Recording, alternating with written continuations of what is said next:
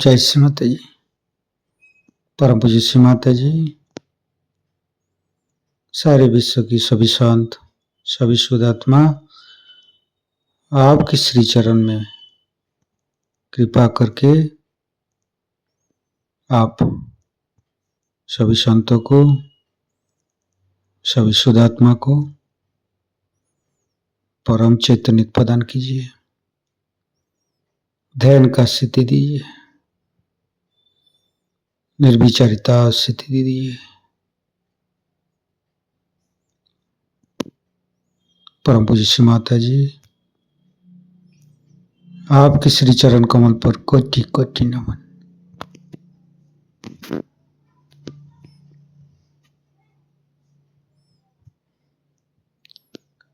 कुंडली उठा के बंधन लेंगे।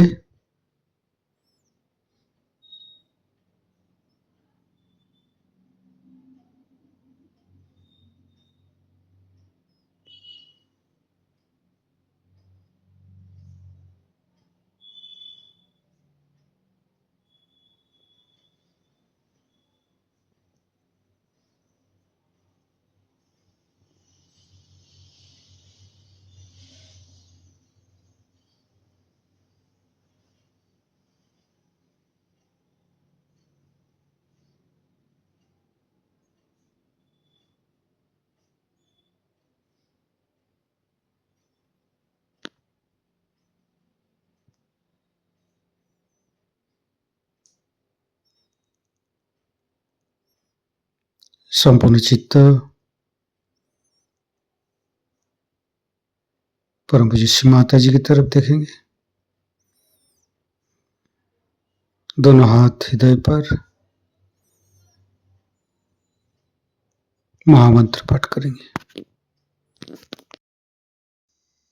ओम तमेव साक्षात् श्री महालक्ष्मी महासरस्वती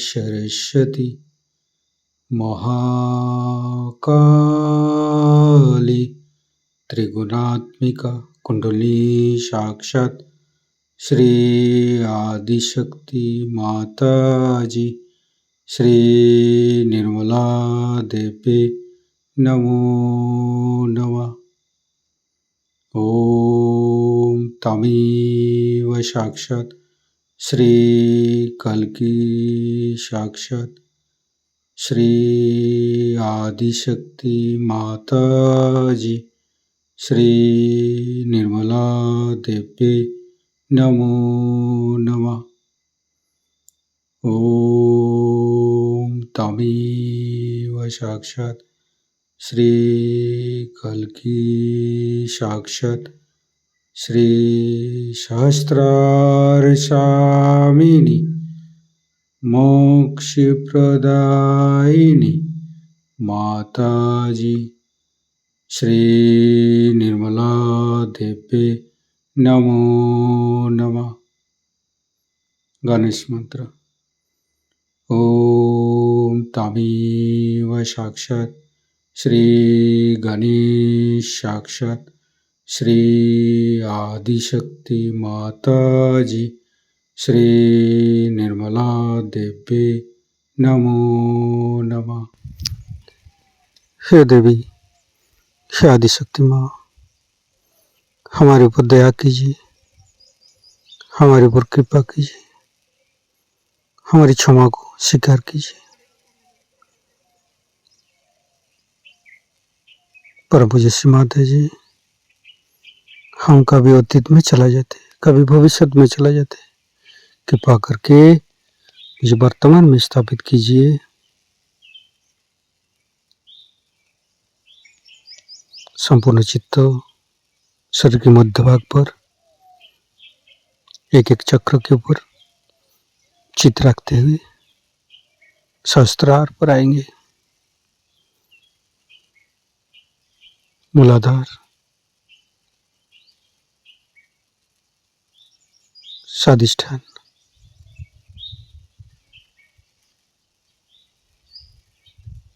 नाभि,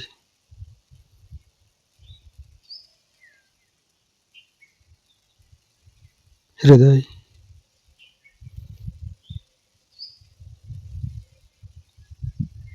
विशुद्धि,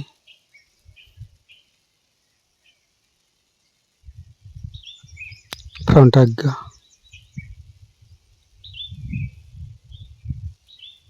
बैक आज्ञा,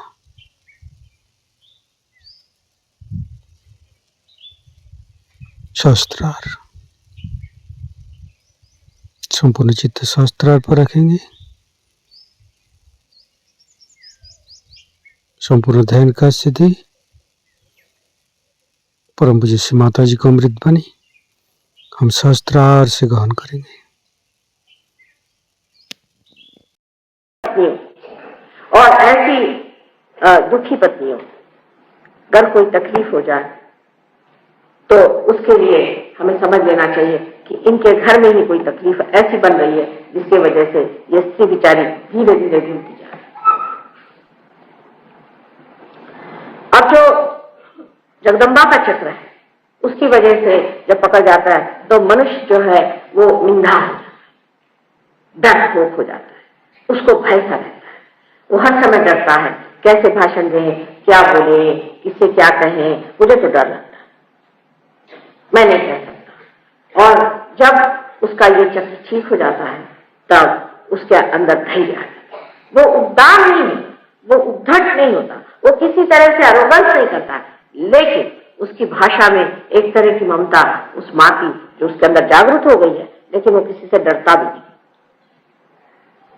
ईसा मसीह का उदाहरण आप देख लीजिए कि जिन्होंने सूली पर चढ़ के ये कहा कि प्रभु ये लोग जानते नहीं क्या करें, इनको माफ कर दे, वही हाथ में हंटर लेकर के उन्होंने सबको मारा था जो वहां पर चीजें बेच रहे थे। और जिस पर मारी मगदलिनी एक वेश्या थी, वेश्या का और एक संतों का क्या संबंध, छोड़ ही नहीं। जब लोग उसको पत्थर उठाकर मारने लगे तो उनके सामने जाकर के छाती खोल के खड़े हो गए और कहा कि तुम में से जिसने कोई पाप नहीं किया हो वो मुझे पत्थर मारे। ये हिम्मत, ये अपने पर विश्वास, ये देवी की कृपा से, माँ की कृपा से होता है। इसलिए हमारे यहाँ शक्ति को बहुत बड़ा मानती है, लेकिन हम लोग खुद ही अपने को शक्तिहीन कर लेते। कितने लोग संसार में हैं जो ये समझते हैं कि माँ का स्थान बहुत ऊंचा है। श्री गणेश के ऊंचे स्थान पर इसलिए है क्योंकि वो अपनी माँ को ही मानते हैं और किसी को मानते हैं क्योंकि वो जानते हैं कि माँ ही शक्ति। गुरु दुनिया भर के जो भी सही भी गुरु हो गए वो भी माँ को मानते हैं, वेद है वो भी मानते हैं। दुनिया में कोई भी ऐसा शास्त्र नहीं जो आदि माँ को न मानता। और हम भी माँ को मानते हैं, लेकिन हम ये नहीं जानते कि माँ की कितनी ऊंची।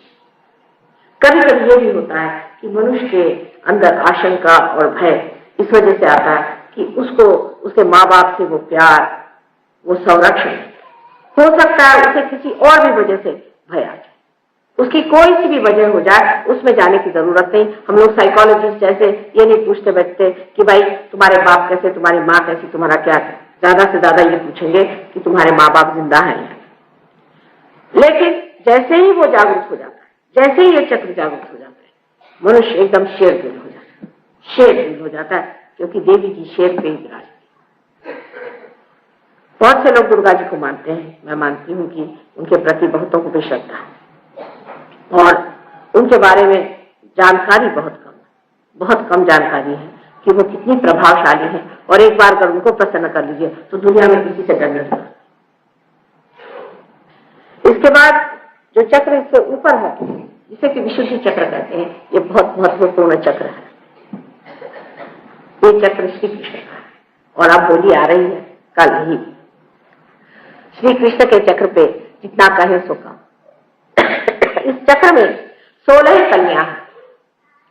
16 कन्या है क्योंकि 16 उनकी कला है श्री कृष्ण, और उनकी जो 16,000 बीवियां थी वो उनकी सारी शक्तियां थी, जिनको कि उन्होंने इस संसार में जन्म दे करके उस राजा के यहाँ फंसाया और उसके बाद उनसे विवाह कर दिया। कृष्ण की लीला समझने के लिए भी सहयोग करना पड़ेगा, उसके बगैर आप कृष्ण को नहीं समझते।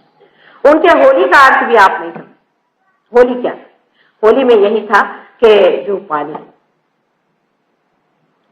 यमुना जी में बहता था उसमें श्री राधा के पैर पड़ने से वो चैतन्य में होता, उस पानी को घगरी में ले करके उसमें लाल रंग घोल करके और जब वो किसी के पीठ पर छोड़ते थे तो वो असल में उनकी कुंडलिनी ही जाती।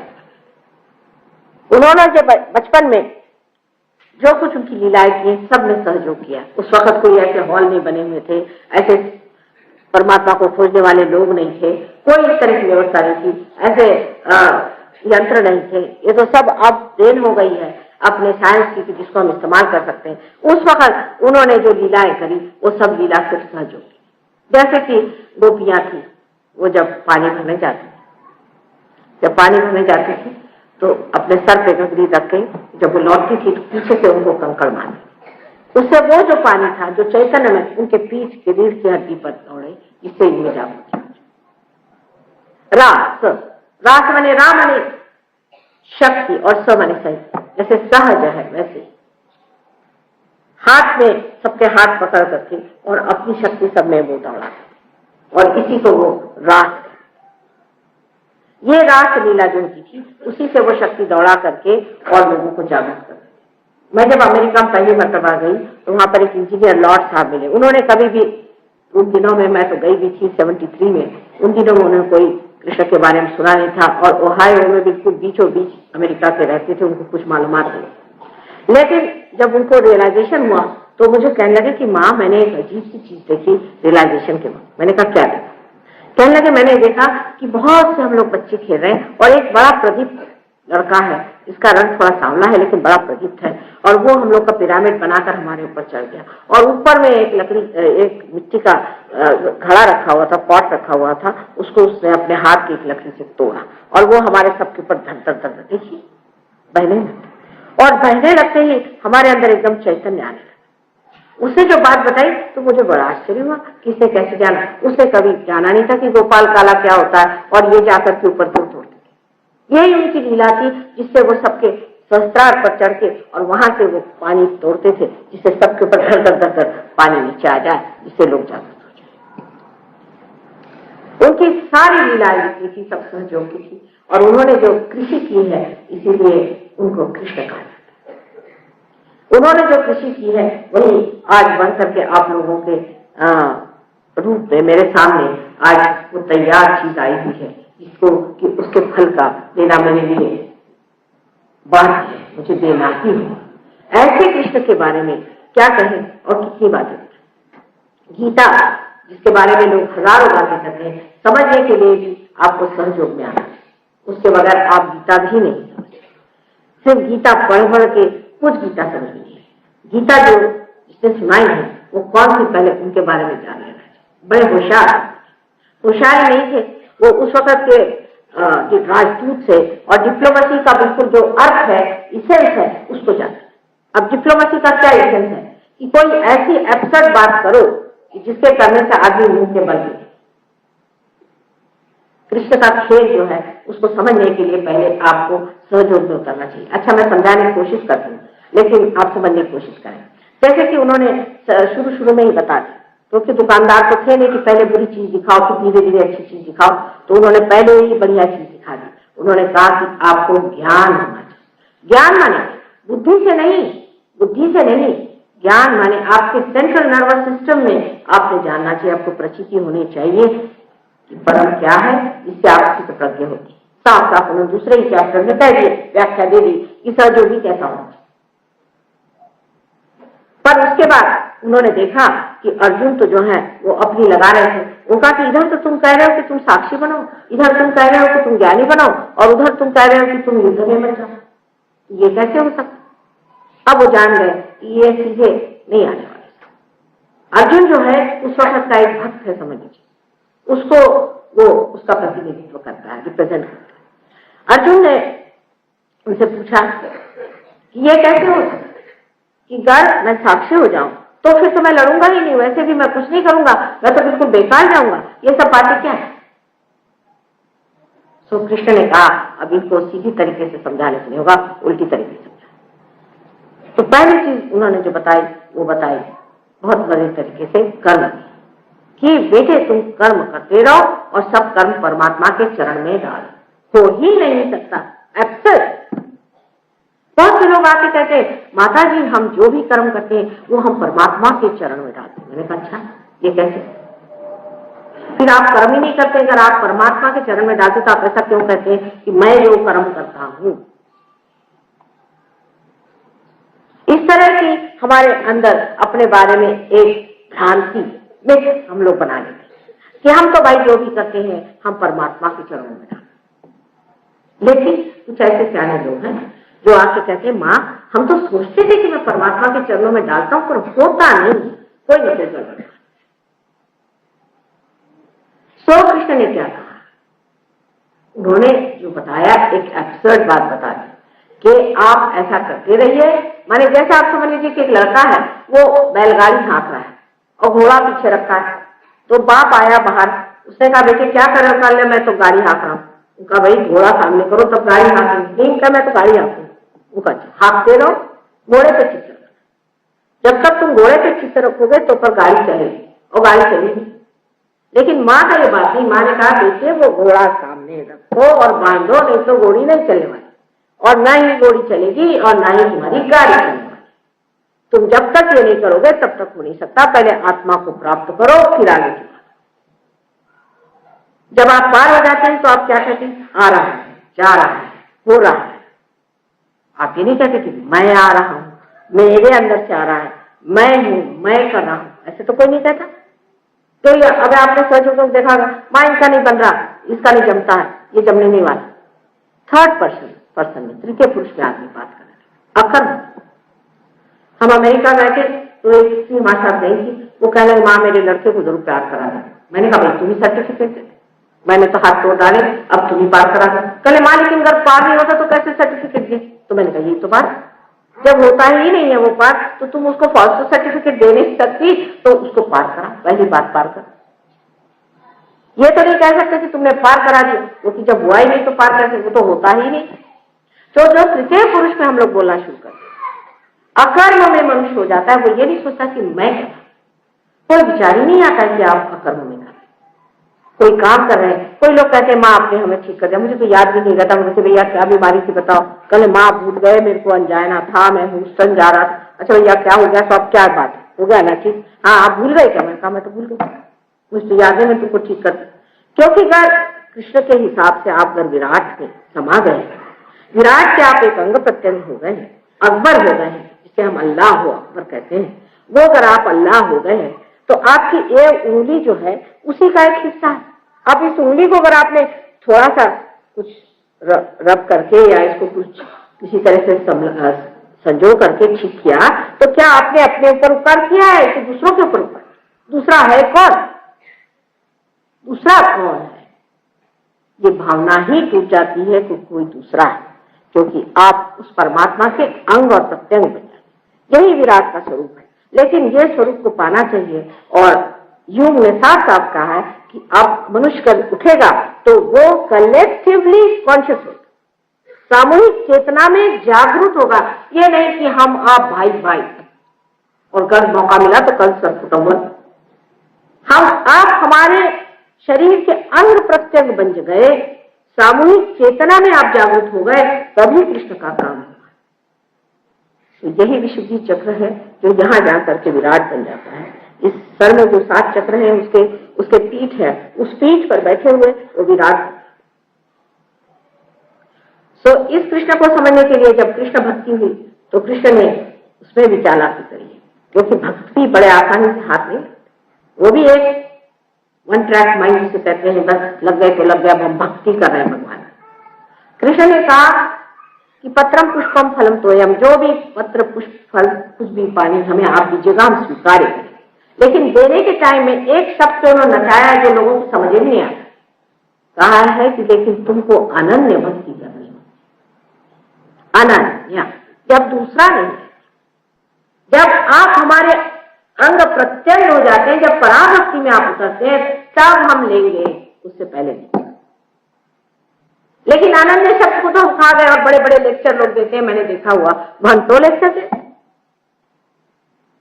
सीधे 3 इसमें आप समझ सकते हैं, उनका कर्मयोग, उनका ज्ञान योग और उनका भक्ति योग। अगर परमात्मा को पाना है तो पहले उसके अंग प्रत्यंग बनना चाहिए, अनन्य होना चाहिए। जब तक आप अनन्य नहीं है, अनन्य भक्ति जो है उसको प्राप्त होना चाहिए। ये कृष्ण ने साफ साफ कह दिया। लेकिन जो पंडित होते हैं और जो वेदाभ्यास करते हैं वो शायद चश्मे की वजह से वो चीजें देखते ही नहीं जो देखने की।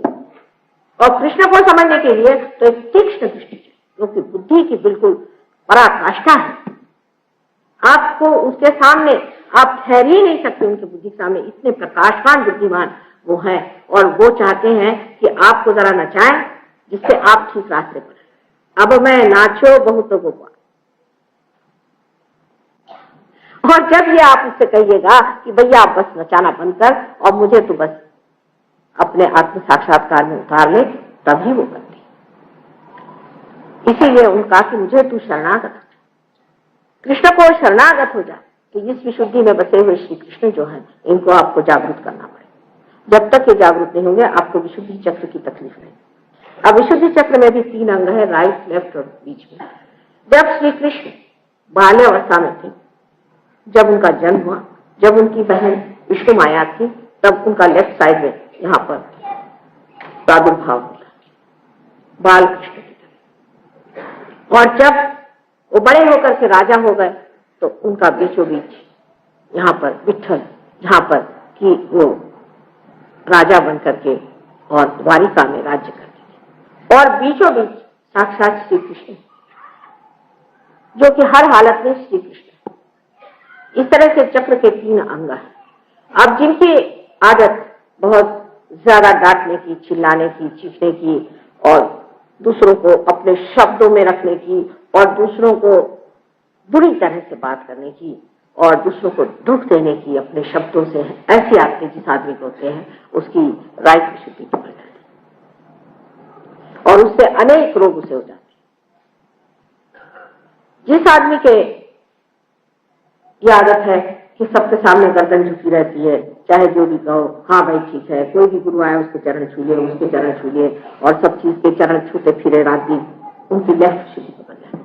जो आदमी अपने को हमेशा दोषी समझता है, जो समझता है कि मेरे में अनंत दोष है, उसकी लेफ्ट साइड। और जो मनुष्य अपने को सोचता है कि मैं तो दुनिया का सबसे बड़ा हूं, मैं जो करूं सो कायदा, मैं जो कहूं सो पूर्व दिशा, ऐसे जो आदमी बोलता है उस आदमी की राइट साइड पकड़ जाती है। और राइट साइड पकड़ने से स्पॉन्डिलाइटिस और दुनिया भर की बीमारियां, लेफ्ट साइड पकड़ने से एंजाइना वगैरह हो सकता है और राइट साइड पकड़ने से और जुकाम, सर्दी, इतना ही नहीं पर जिसे हम कहते हैं कि अस्थमा, उसका भी उसमें प्रादुर्भाव हो सकता है। जिस आदमी को बहुत काम करता है जो और बहुत चीख चीख के बोलता है, सब पे बहुत दारोगागिरी करता है, उस आदमी को जो हार्ट अटैक आता है, जिसे हम एक्टिव हार्ट अटैक कहते हैं, वो आदमी हार्ट अटैक उसको आकर के, बहुत लोग तो बोलते बोलते साफ हो जाते हैं, भाषण देते देते समाप्त, ठीक। क्योंकि इस कदर अपने को वो शब्दों से दूसरों को दबाते हैं, उनको नीचा करते हैं, उनके लिए ऐसी ऐसी बातें कहते हैं जिससे दूसरा आदमी जो है एकदम अवाक हो जाता है। और जो बहुत ही ज्यादा उद्धट और उर्मट और जिसे कहना चाहिए बिल्कुल पूरी तरह से अरोगेंट आदमी होता है, जिसको किसी की भावना की विचार नहीं रहता और उसे बुरी तरह से डांटते रहता है, ऐसा आदमी किसी भी बीमारी से प्लावित हो सकता है। और उसको दूसरी बीमारी जो हो सकती है वो है पैरालिसिस, हार्ट अटैक, पैरालिसिस। हाथ उसका जकड़ सकता है, राइट हैंड उसका जकड़ सकता है। ऐसे आदमी जो कि अपने को बड़े विद्वान समझते हैं, उनकी तो यह हालत हो सकती है कि वो इतने अति विद्वान हो जाते हैं कि आपकी जो बुद्धि है वही आपको चकाने लगे, वही आपके खिलाफ चलती है। योर इंटेलिजेंस चीट एट और आप अपने को दूसरों को चकाते चकाते आप अपने को चकाने लगते और आपको आश्चर्य होता कि भाई मुझे को मैं चका रहा हूं, मैं दूसरों को चकाने गया था, मैं मेरे को कैसे चकाने लगे। और इसमें फिर कोई कोई बीमारियां ऐसी और लोगों को हो जाती है कि जिसमें वो जब चाहे तो वो ठीक भी नहीं हो सकती, क्योंकि जैसे ही वो चाहते हैं उनको फिर वो चकाने वाली बुद्धि उनको फिर से परास्त कर देगी। ये सब बातें सही है, आपको हम इसको दिखा सकते हैं। बहुत लोगों को ऐसी बीमारी में जब हमने मदद करने की कोशिश की तो हठात वो कोई भी काम कर लेते हैं, हठात। लेकिन अगर आप कहें कि अब पैर हटाइए तो नहीं, क्योंकि उनकी खुद ही बुद्धि जो है वो परास्त है। अब आपने देखा है कि जो बीच में श्री कृष्ण है वो लीला है, उनके लिए सब सृष्टि एक लीला है, होली भी एक लीला है। उस वक्त उन्होंने संसार में आकर जितनी भी विधि वगैरह से लोगों को बिल्कुल ग्रासित कर दिया था, उसको अच्छे से तोड़ फोड़ करके ठीक किसी भी विधि को नहीं। सुदामा को सर पे चढ़ा लिया, उन्होंने जा करके और विदुर के घर साथ खा लिया। उन्होंने हर तरह से जितनी भी विधियां और जितनी भी पारंपरिक गंदगियां थी उन पर ऐसी तलवार उठाई कि सब चीज को तोड़ ताड़ करके नष्ट करके, ये सारी सृष्टि एक लीला है, उनके लिए लीला है। और जब सहयोगी पार हो जाते हैं तब उनके लिए भी सारी सृष्टि जो दिखाई देती है वो एक साक्षी है, इसके और साक्षी के स्वरूप से देखते हैं। वो जो कुछ भी उनको पहले हर एक चीज से लगाव था वो छूट करके वो देखता रहे, तो नाटक था, तो नाटक टूट गया। अब हम किस लिए दौड़ रहे हैं? पहले तो जब शिवाजी महाराज आए समझ लीजिए स्टेज पे, तो इन्होंने भी तलवार निकाली, जब वो गुस्सा करने लगे तो ये भी गुस्सा करने लगे, ये भी शिवाजी महाराज हो गए। जिस वक्त में नाटक खत्म हुआ कहा यही भगवान मैं, ये तो नाटक था। तो वो नाटक सब खत्म हो जाता है और मनुष्य अपनी जगह आ जाता है। ये श्री कृष्ण की देन है। ये इन्होंने हमारी चेतना में विशेष स्वरूप दिया है कि जब वो जागृत हो जाते हैं तो हम साक्षी स्वरूप हो जाते हैं। और दूसरा एक महत्वपूर्ण कार्य करते हैं क्योंकि लीला कि हमारे अंदर जो अहंकार और प्रतिअहंकार जिससे कि हम हमेशा डरते हैं, दूसरों से दबते हैं, दोनों को वो अपने अंदर खींच सकते हैं, दोनों को अपने अंदर समा ले सकते हैं। और इसीलिए किसी भी अहंकारी आदमी को आप देख लीजिए, जैसे कि आपने देखा दुर्योधन को बहुत अहंकार था, उसको उन्होंने ठिकान लगा दिया, साड़ियां द्रौपदी की बढ़ती गई, दुर्योधन थक गया, उसका अहंकार। जो भी अहंकारी आदमी होता उस पर इनकी गदा अगर चल पड़े तो वो खेल खेल में उसको ऐसे नचा देते हैं कि वो आदमी परास्त होता है। उसी प्रकार अगर कोई दब्बू आदमी है या कोई आदमी जो समाज से दबा हुआ है, जो दरिद्री है, इसके पास सुदामा ने उसका मान करना, उसके मित्रत्व को इतना बढ़ावा देना और उसके लिए इस कदर दिल भर के, दिल खोल के उसके लिए सब कुछ देना, ये भी काम श्री कृष्ण का है।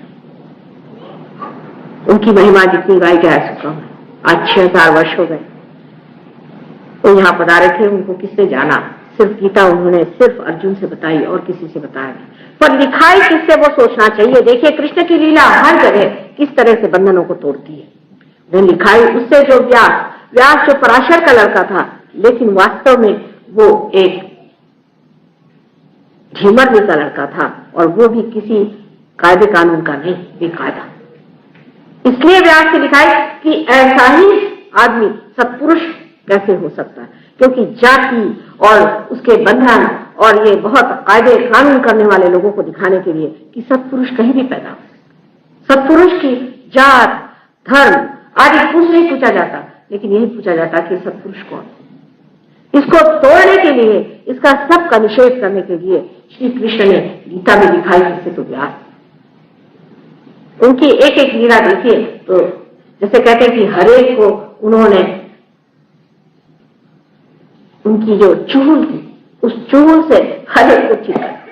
उनकी चूल बड़ी प्यारी थी, उनकी चूल बड़ी गहरी थी और इतनी तीक्ष्ण थी कि उसके चक्कर से कोई बच नहीं। कल होली है, आप सबको होली मुबारक हो। होली के दिन हमको ये सोचना चाहिए कि कोई से भी गंदे काम करने की कृष्ण की कभी भी विचार नहीं। गंदगी करना, गालियां देना वगैरह ये कृष्ण के काम नहीं। हमको बहुत माधुर्य से एक दूसरे से बात करना। होली का मतलब होता है कि जो कुछ भी कृष्ण स्वयं क्या थे, उनकी राधा क्या थी, आह्लाददायी शक्ति, जो दुनिया को आह्लाद, जिसे मनु बातचीत हो, चाहे आपके घर का मेहतर हो, चाहे जमादार हो, चाहे कोई, सबसे गले मिले, सबसे अपना प्रेम बांटे। ये कृष्ण की मुख्य इच्छा थी, जिसलिए उन्होंने होली का समारंभ किया था। और हम लोग जो हैं उस वक्त सबको गाली देते हैं, अपनी जबान खराब करते हैं, जो जबान श्री कृष्ण की वजह से चल रही है। ये जबान भी हमारी जो 16 चीजें हैं, जैसे नाक, कान, ईयर, नोज, थ्रोट वगैरह सब कुछ, जो नेक वगैरह सब कुछ है, ये सब कुछ श्री कृष्ण की आज्ञा से चलते हैं। वहां हम लोग गाली गलौज करते हैं। उनकी सुबकता, उनकी मधुरता, उनकी मोहकता वो हमारे जीवन में आनी चाहिए, तभी हम कहेंगे कि ये होली हुई जिसमें कि एक तरह से हमने अपने सौंदर्य को पाया, हमारे सौंदर्य को बांटा और लोगों को इसका मजा दिया। लेकिन जिस तरीके से गंदगी और बहुत ही नग्नता से होली खेली जाती है, मेरी समझ में नहीं आता कि लोगों ने हर एक चीज का इतना विपर्यास कैसे किया और इस कृष्ण को भी कितना अपमानित कर दिया। कल आपकी होली है, आप लोग खूब होली खेलिए, लेकिन उस कृष्ण को याद रखें जिसने आपसे बताया कि आपको उस विराट के अंग और प्रत्यंग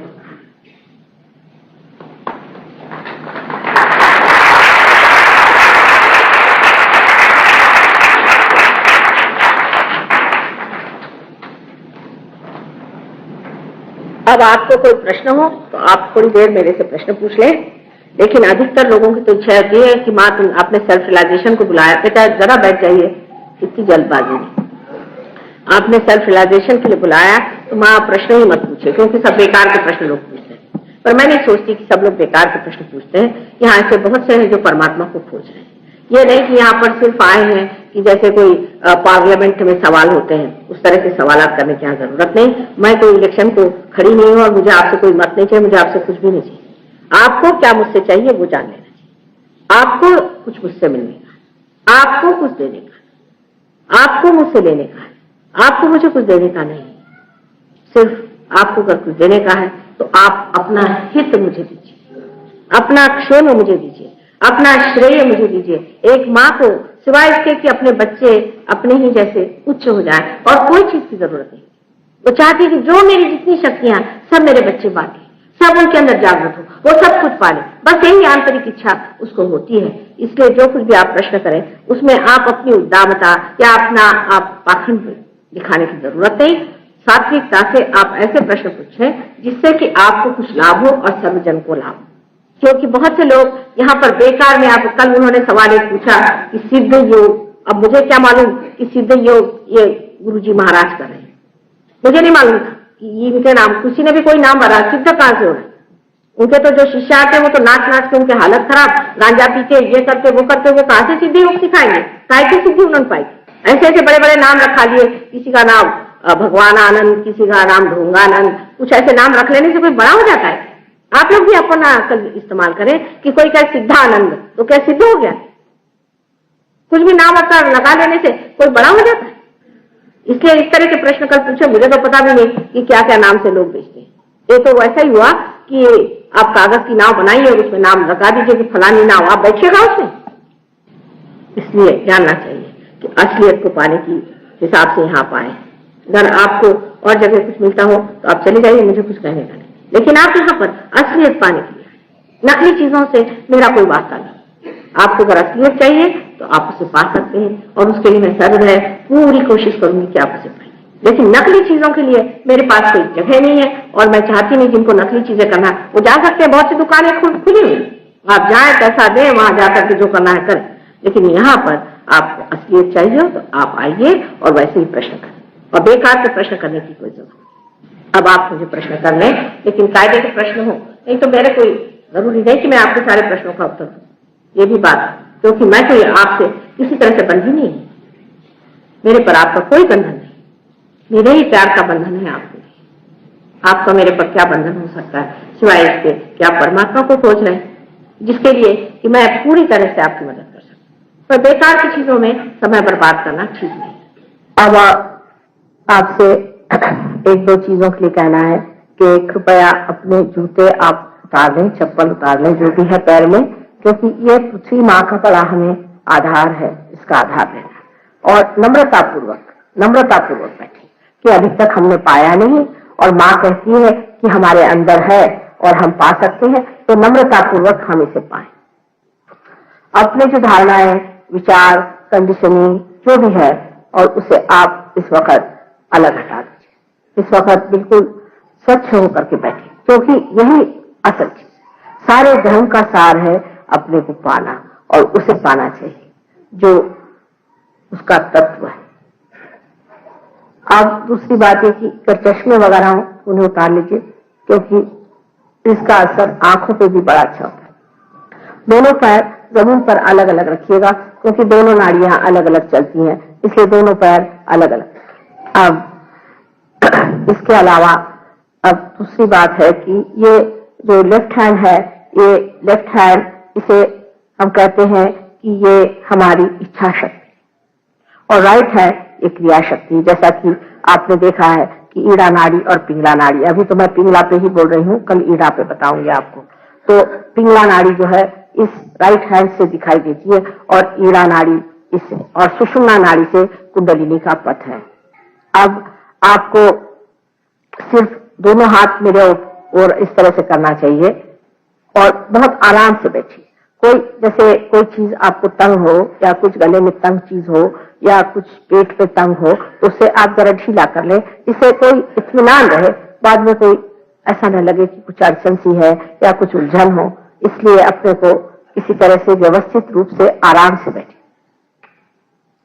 अब दोनों हाथ मेरी ओर इस तरह करें। हम लोगों को ये क्रिया की शक्ति को इस्तेमाल करना है।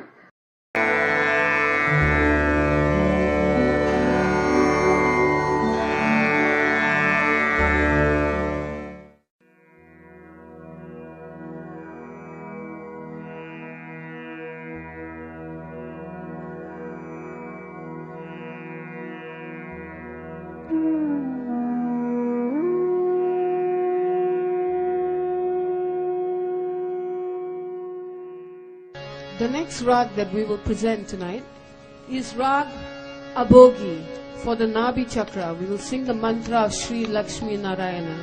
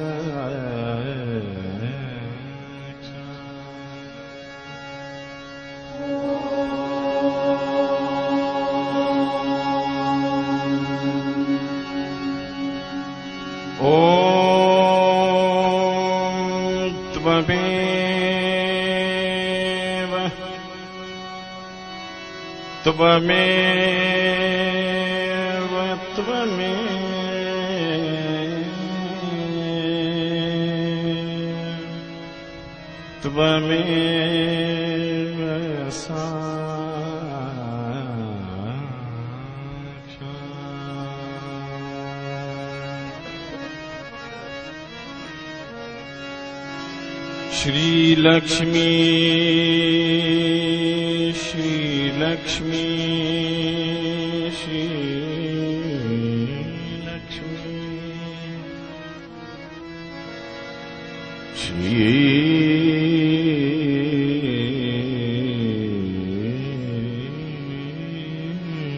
Lakshmi, Shri Lakshmi, Shri Lakshmi,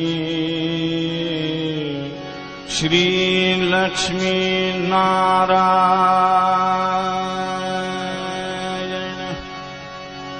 Shri Lakshmi Narayana,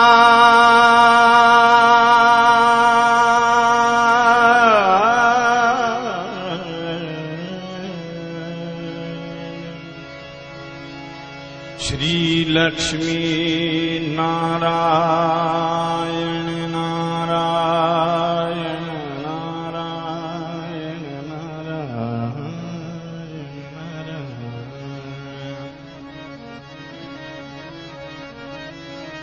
Shri Lakshmi Narayan, Shri Lakshmi Narayan, Shri Lakshmi Narayan,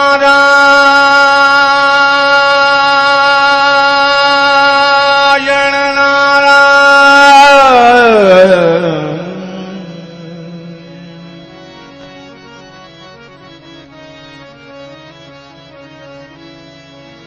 Shri Lakshmi Narayan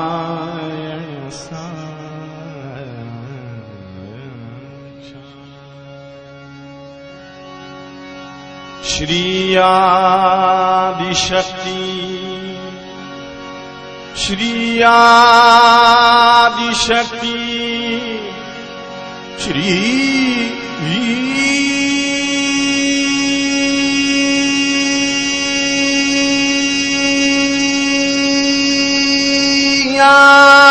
Adishakti माता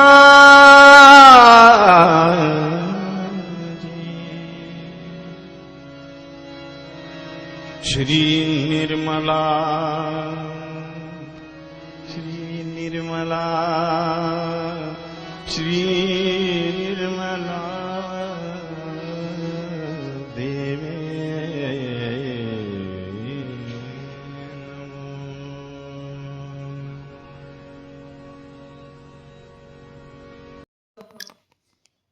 इसी ध्यान का स्थिति पर थोड़ी देर बैठेंगे। परम पूज्य श्री माता जी का परम चैतन्य का अनुभव करते रहेंगे। दोनों हाथों पर तालु भाग में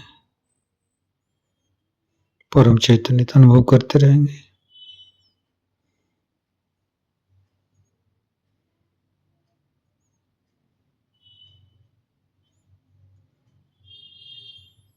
परम पूज्य श्री माता जी